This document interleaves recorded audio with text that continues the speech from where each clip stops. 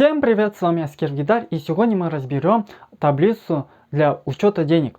Основа была взята от Артура Петрова. На его основе я построил улучшенную таблицу, которая, по моему мнению, будет комфортнее, чем до этого.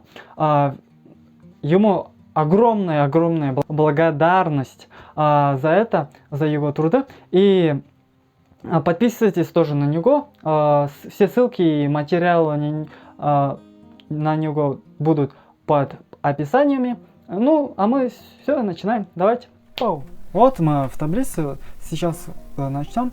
Так, вот основная таблица, в котором идет показания расчетов, там наличка, сколько там рублей, там сколько в других валютах и тому подобное. Здесь переводы и дата. Здесь ставишь дату. Здесь с рубля на доллар, например, на евро. И еще 3 штуки есть. Ну, особо в этом не будем углубляться. Здесь инвестиции там показывают. Здесь ссылку ставишь и все. Там расходы, доходы, сальдо, все активы в сумме. И, конечно, здесь денежная подушка есть в долларах, в рублях, еврох. Ну, сами здесь 6 валют есть. Поставляете, и оно сразу считается. Потом здесь показания валют на сегодняшний курс. Здесь написано усредненный курс по результатам совершенным валютным операций. Получается, здесь операции делаем, потом он усредняется и средний за год показывает. Понятно. Я просто этим никогда не пользовался. Здесь пишем, сколько денег в данный момент есть. Вот у меня на дату 1 января было 11 540 рублей и 88 копеек. Так, а здесь показывается в сегодняшних днях в рублях. Так, здесь остаток в данный момент на счету и в долларах сразу переводится. Потом здесь я сам вывел наличку 10 рублей и Тинькофф и Сбербанк. Здесь Тинькофф, здесь Сбербанк. Но Сбербанк у меня просто на счету 0, из-за этого он не показывает. Вот. Здесь остатки, криптовалюта, это тоже я сам вывел. У вас здесь уже другие валюты, активы. Правильно. Здесь Артур Петров, его ссылка, его проекты, поддержка, если нужно, и страница с проектами. Так, а здесь уже это отдельная таблица, можно сказать, с долгами. Здесь выбираете, например, взять в долг, вернуть долг, должен и я должен. И каждом свое свойство есть. Например, взять, знаете, когда у вас берут, у вас уже, например, 500 рублей, дату обязательно пишем. И не знаю, там, кто, друг, пусть друг у вас взял 500 рублей, и в конечном рубле пишем. Здесь не обязательно писать, выбирать наличка или Тинькофф или Сбербанк. И здесь сразу пишется минус 500 рублей. И, конечно, остаток тоже влияет. Но здесь не меняется из-за того, что здесь мы не выбрали, какой счет там отнимается. Так, потом вернули. У вас плюс 500 будет. Должен. Тогда она просто будет равняться нулю, так как должен это когда вы начали учет денег, и у вас пока есть должники, которые когда-то взяли сколько-то рублей, но вы там еще не делали учет денег, из-за этого просто должен будет. А потом я должен, это тоже 0 рублей показывает. Вот, ну, основные 4 штуки. Потом здесь в графиках показывается, здесь какую валюту выбираете, там читается сколько вернули, сколько взяли, сколько должен и сколько я должен. А здесь уже можно выбирать по человекам, по людям, ну, по тем, кто брал, кто взял и тому подобное. Вот. Здесь еще есть таблица, но его лучше никогда не трогать. Здесь идет вычисление, вот результаты. А здесь это уже из криптовалют. Здесь расходы, вот не трогать, не трогайте. Здесь еще есть тоже дополнительные таблицы, здесь расчеты тоже лучше сюда можно, не надо влезать, ну просто можете посмотреть, а так трогать лучше не надо. Просто пишите, сколько у вас рублей в данный момент, и уже здесь выставляете счета. Ну, здесь 3 штуки можно выставить в данном случае. Сейчас счет, вот у нас есть счет, и там разные. Наличка, там дебетовая карта, кредит и тому подобное. Вот у меня здесь 3 штуки. Это наличка, Сбербанк и Тинькофф. Это у меня карта. Потом здесь сумма, расходы, доходы, они сами считаются, инвестиции тоже. Вот долг тоже все, вот здесь все самостоятельно, все считается, можно не трогать.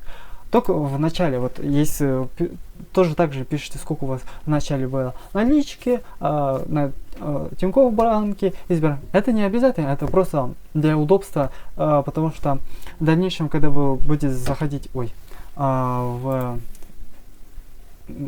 главное меню, можно сказать, здесь сразу будет показываться, сколько у вас денег в данный момент.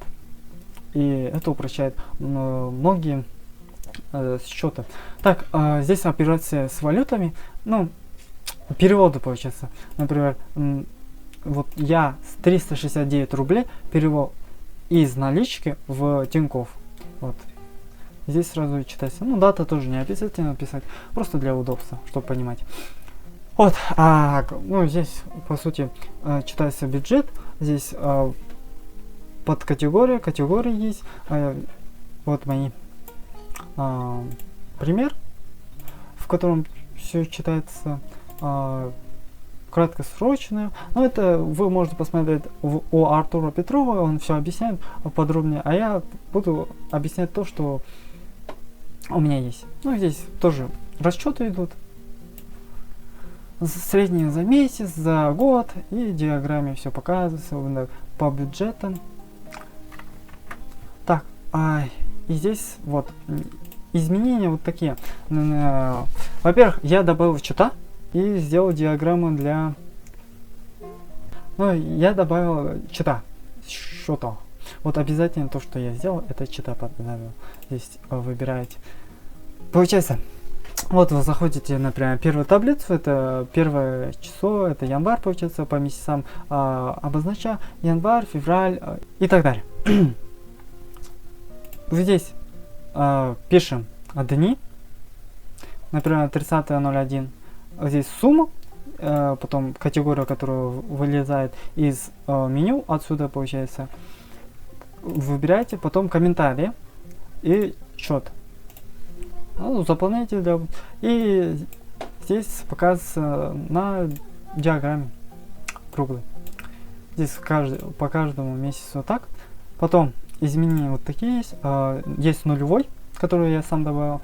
Здесь читается все расчеты, которые по всем месяцам были от 1 до 12 получается. С января до декабря все здесь показывается. Вот.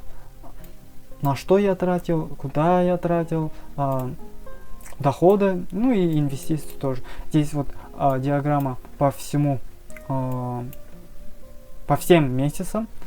Вот. Для себя, размещение и тому подобное. Потом доходы, ну и инвестиции. Дальше еще дополнительная табличка, в котором уже можно выбирать. Вот здесь, например, красный это расход, зеленый это доход и оранжевый это инвестиции. Здесь выбирайте дату, например, давайте с 17 февраля до конца посмотрим. Вот и здесь показывается уже. И как видите, данные уже изменились. Так, здесь разрешение. Можно еще поменять. Ну, здесь уже нельзя. И вот уже поменялись. Уже. Вот видите, если неправильно поставить, я с 17 до 11 февраля поставил, уже все неправильно показывает. Вот. А здесь уже по датам отдельно. показывает то же самое, только по датам. И инвестиции. Еще можно в время, по временам даже, по часам, как-то так. Здесь идут расходы каждый, когда, ну даже во сколько потратил, например, тот же день, но во сколько. И здесь, ну это уже кому как. Все 12 таблиц здесь одинаковые, особо ничего нету. Диаграмма доходов, диаграмма расходов, диаграмма доходов. Потом вот год, здесь идут все расчеты тоже, расходы, доходы по месяцам. И здесь главное, в текущий год все считается здесь. Вот 2022 год, доход, расход, доход и расход, профицит, брокерский учет, и здесь по всем, по месяцам все показывает. Потом берете вот это, копируете и ставите следующий месяц. И здесь данные будет выводиться. Так, здесь аналитика за год. Тоже все показывает. Как я намечал, сколько тратить по месяцам. Это показывает отсюда. Где это менюшка. Вот. Здесь. Сколько я хочу тратить в месяц. Он показывает по критериям. Здесь схема бюджета. А здесь структура уже расходов за год. Ну, здесь уже понятно. Сами можете разбираться. Особо здесь комментария даже не нужно. Все написано, все понятно. Наверное, я так думаю. Здесь доходы за год. По месяцам показывают. Потом уже по критериям, по месяцам можно уже выбирать. Вот, например, кэшбэк. Или вот что там. Ну, прочее, пусть будет. Что у меня? По 10, апрель, июнь и января 952. Здесь по месяцам. Июль, например. 2 июнь. Вот здесь работа, прочее и все. Потом детализация доходов за год. И здесь уже показывается еще разные схемы. Так, расходы подробные. То же самое. По критериям, по месяцам. Здесь особо даже комментировать ничего не надо. Расход дополнительный есть. Это вы оставляете же здесь вот, комментарий. Шоколад, там, мобильная связь, доширак, мороженое и еще что-то там наушники. Вот оно все, вот оно показывается здесь. Здесь расходы подробно. Расходы дополнительные. Вот, например, сколько я купил доширак, вот 369 рублей. Все показывает до мелочи. От крупного до мелочи. Вот. Я максимум получал 25 рублей. То же самое. Доход дополнительный. Здесь показывают по комментариям доходы. Где я получал, сколько получал. Вот. Потом биржа. Ну, про биржу отдельный видос будет, наверное, потому что там особого... долго рассказывать про него. Что там? Сколько можно заработать, если вкладывать сколько-то, и в дальнейшем насколько увеличится капитал, за сколько-то лет, вот тому подобное. Вот. Учетом налогов, учетом инфляции. Тоже табличка. Я вывел здесь. В России сколько инфляция целевая, она автоматическая считается целью. Расчеты. Здесь я не буду особо ничего говорить. Здесь потенциальный доход. Ну, то, что можно тоже продать, купить за сколько-то. Вот, например, телефон. Это необходимая вещь. Относится к технике. Можно продать за 1000 рублей. Сумма здесь считается, если смотря количество. Это тому, кто там продает. И вот, здесь по критериям уже выбираем, например, вещи, там, здоровье, и оно автоматически считается товар. И то же самое здесь. Товар, вещи уже двойной критерием. Здесь расчеты, у вас этого не будет. И здесь вот получается, можно сказать, архив. Все расходы, доходы показывается. Вот. Например, сколько подарков, ну, денег по критериям подарки я пустил 16 тысяч и 1 рубль. Получается, здесь по критериям доход, по комментариям доход, по критериям расход и по комментариям расход. Вот так идет. Здесь уже архив 2021 год. Ну и все. Вот такая табличка удобная, по моему мнению. С вами был Аскер Видар. Спасибо за ваше внимание. В дальнейшем буду дальше снимать видосы. А с вас лайки, подписки и комментарии, конечно. До встречи!